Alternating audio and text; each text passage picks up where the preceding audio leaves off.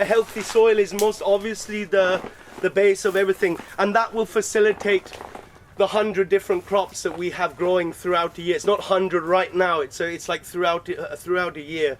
So if you look around, you can see bananas and papayas, there's kumquat, there's chiku, there's ramphal and soursop, and mangoes and guavas and brinjals and tomatoes. There's a lot of different crops here, tapioca and sweet potatoes and cucumbers, and there's a lot of things growing. Now, many of those things you'll find in shops. You'll find them organic shops, you'll find them chemically grown, you'll find those vegetables in shops, but many things you won't find in shops.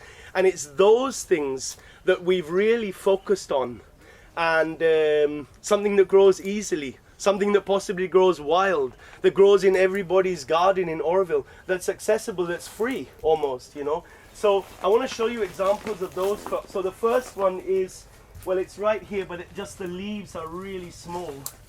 But this is called the chicken spinach. Oh, look, there's a nice one here. So this is the chicken spinach. Maybe you can pass it around and have a taste. You'll probably see it anywhere in front of you as well. So the chicken spinach grows in everybody's garden in Auroville. I've just checked it out a bit on the research done on it. It's quite recent. It's actually called leaf ginseng. So chicken spinach is a bit of a derogatory name. Leaf ginseng implies ginseng being the king of Chinese medicine. It has a lot of special properties as a food. High in vitamin C, tasty.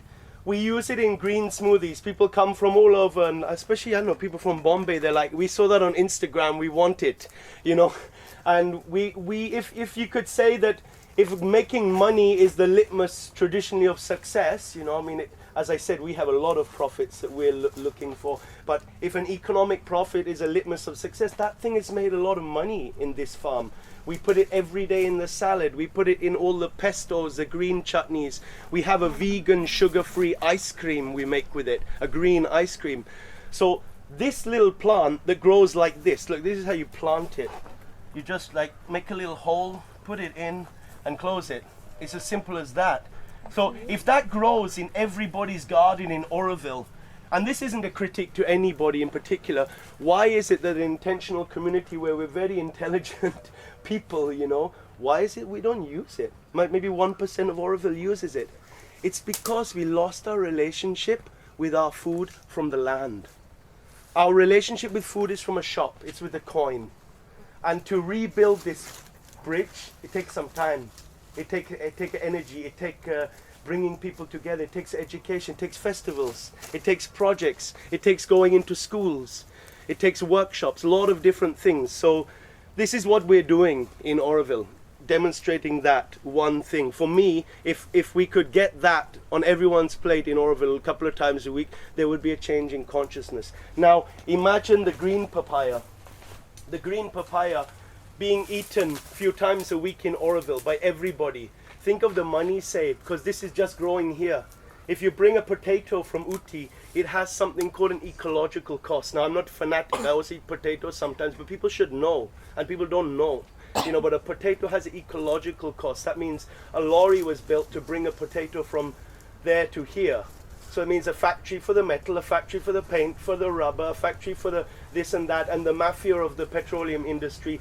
So that ecological cost, we are responsible for that because we eat it. It's not the Modi or any government or US, it's us, as people. So when we start to discover, well, shit, this grows on our doorstep, it's so awesome. You can grate it, you cook it with peanuts and chili, it's Indian. You do the same thing, soy sauce, it's Asiatic. You cut it in slices, you roast it, it caramelizes it. You take it just before it's fruit, it becomes a fruit, it's slightly orange. You take it early, it's a green. You can make lemongrass coconut milk soup, it's like a cordon bleu thing.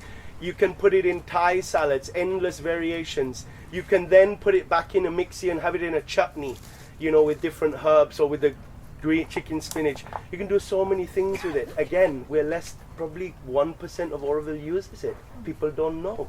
Simply, it's not bad will, it's people don't know.